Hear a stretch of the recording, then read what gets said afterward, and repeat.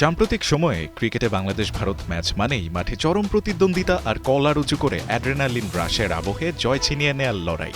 এবছর আগস্টে এফটিপির অংশ হিসেবে বাংলাদেশ সফরে আসার কথা ভারতীয় ক্রিকেট দলের। এ ট্যুরে 3টি করে ওয়ানডে এবং টি-20 ম্যাচ খেলার কথা রয়েছে মেন ইন ব্লুদের। কিন্তু ভারতের প্রথম সারির একটি গণমাধ্যম এবার ফাটিয়েছে বোমা, দিয়েছে এমন এক খবর যা সত্যি হলে হতাশ হবেন লাখো ক্রিকেট প্রেমী।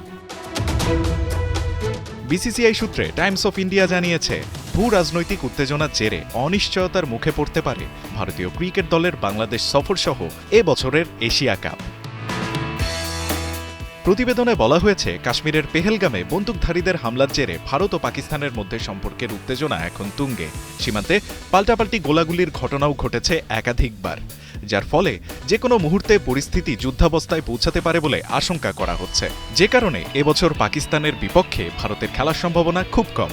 যৌক্তিকভাবেই তা হুমকির মুখে ফেলে দিয়েছে এবছর অনুষ্ঠিত হতে যাওয়া এশিয়া কাপের ভবিষ্যৎকে। আর এই উত্তেজনার ডামাডোলে প্রতিবেশী বাংলাদেশও নিস্তার পাচ্ছে না। সম্প্রতি কূটনৈতিক কিছু ইস্যুতে ভারত বাংলাদেশ সম্পর্কেও শীতলতা তৈরি হয়েছে। এমন প্রেক্ষাপটে আগস্টে ভারতীয় ক্রিকেট দলের বাংলাদেশ সফর অনিশ্চয়তার মুখে পড়েছে। তবে ভারতীয় দলের বাংলাদেশ সফর নিয়ে অনিশ্চয়তার খবর সংবাদ মাধ্যমে প্রকাশিত হলেও দুর্ভাবনার কিছু দেখছে না বাংলাদেশ ক্রিকেট বোর্ড। বিসিবির আশা, সিরিজটি নির্ধারিত সূচিতেই নির্বিঘ্নে মাঠে গড়াবে। রায়ন আহমেদ, ৭১।